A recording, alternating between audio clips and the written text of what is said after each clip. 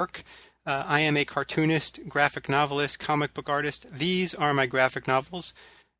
Here's some interior pages so you can see the kind of work I do. I also, for many years, was a regular contributor to SpongeBob Comics. Here's a bunch of SpongeBob Comics covers I did. Maybe you've seen some of those.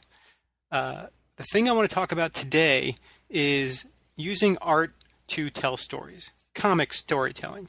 A lot of what I'm going to talk about comes from lessons I learned from Will Eisner, this gentleman right here, and his book, Comics and Sequential Art. Will Eisner is referred to as the father of graphic novels. I took a class with Will Eisner way back in the 1990s, and one of the things that he really impressed upon us as students was to tell our stories as best we could without words at all. And one of the tools to do that is body language and facial expressions. So this is from that book that you just saw.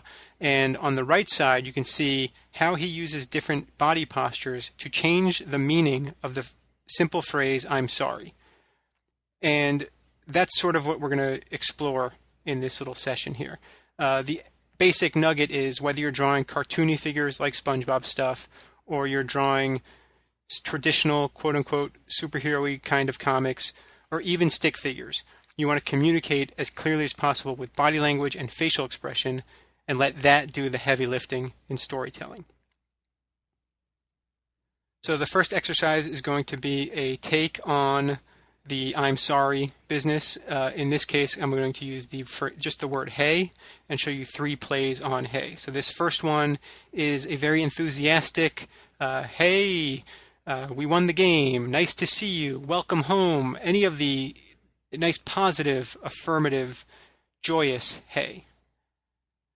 This next one is a completely different track. This is an angry, aggressive "hey." This is a "Hey you, I don't like the way you're looking at me.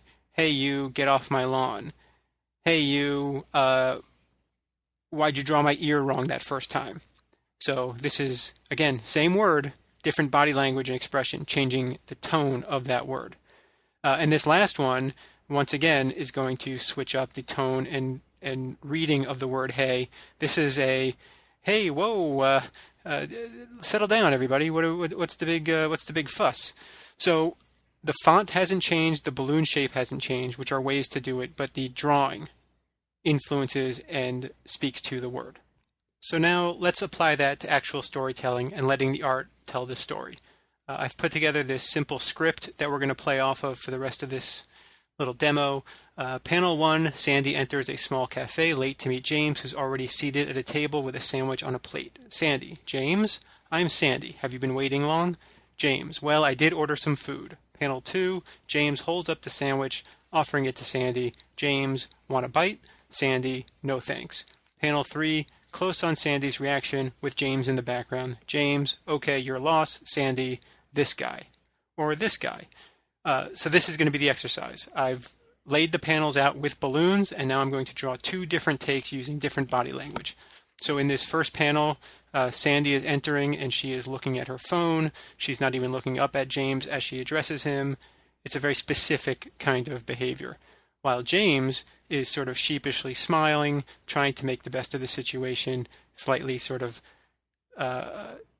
passive in his posing.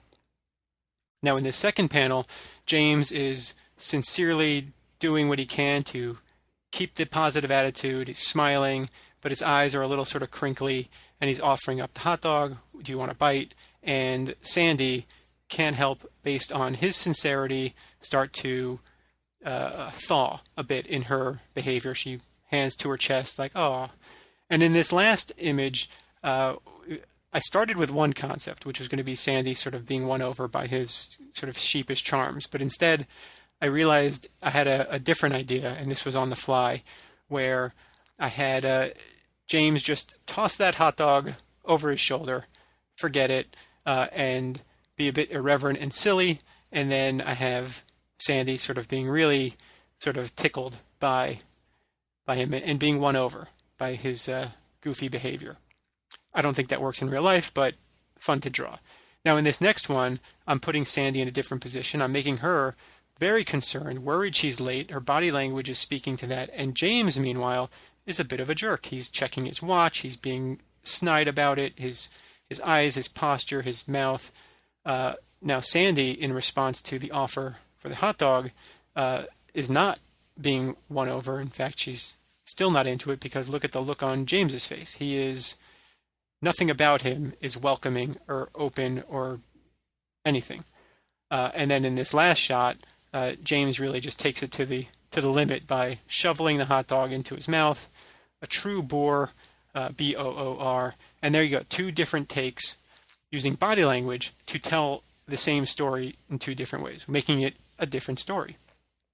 Now, there are ways to give the words more power than the drawing. So I'm going to do same sequence of events, new design on Sandy and James. Maybe we can call them Mandy and Jim. So here's Mandy. We could say this is Sandy's cousin or sister or something. So now Mandy's walking in, black dress. Seems pleasant enough. Now, you'll notice these drawings are coming together very quickly. 1, they're being sped up. 2, I did some preliminary blocking. So that's why these drawings are coming together so fast. So there's James looking perfectly pleasant and normal. Now, I tried with these to keep the expressions not mysterious, but somewhat clouded. Like, you can tell that everybody's being pleasant, but you can't really read what they're about, because in this instance, I'm making the words do the work. So here's James, again, kind of smiling, eyes kind of pleasant. And then in this last panel, again, not neutral expressions, but expressions that can be read in a lot of different ways. Arguably, when you're doing comics, because it's visual, you want to push those things and make the expressions do more work. Let the drawings sell the story. But in this case, I'm going to make the words sell the story. So I'm going to duplicate this thing, and now I'm going to lay in different language that's going to tell 2 different stories. Or the same story 2 different ways. Well, you'll see. So in the first one, I'm sorry I'm late. It's okay, I did order a hamburger. Would you like a bite? He says in the second panel. She says, no thanks, I'm vegetarian. And in the third panel, she's thinking, what a lifelike robot, revealing James to be a robot, or Jim. In the second set, I'm so sorry I'm late. Same panel 1, panel 2, would you like a bite? She says, oh no, please enjoy.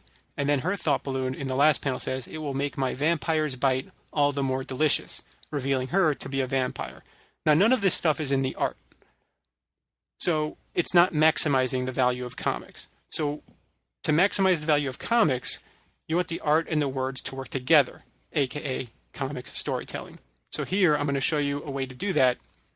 We're going to get rid of these balloons that reveal the secret, or the reveal. And I'm going to make James have some robot paneling on the back of his neck so that the reader knows that he's a robot. Mandy doesn't know this as yet, maybe. There you go, model number. And then we're going to give James a very innocuous balloon, but now that we know he's a robot, that's nice, it changes the entire tone and meaning of that balloon. Similarly, we're going to take Mandy in this instance, and we're going to give her a more sinister grin, give her a little vampire's tooth, and, pretty simply, I thought about that little squiggle was me thinking if I could do like a vampire hypnotic line. But instead I decided to make James say, okay, but you look hungry, right? Accent on the look. And then she's got the vampire teeth and that grin. So the reader knows, she's a vampire. So we're letting the pictures do some of the work. And that really is the magic of comics, isn't it? Thanks for watching. I hope you enjoyed it, and I hope you learned something that you can use in your comics moving forward.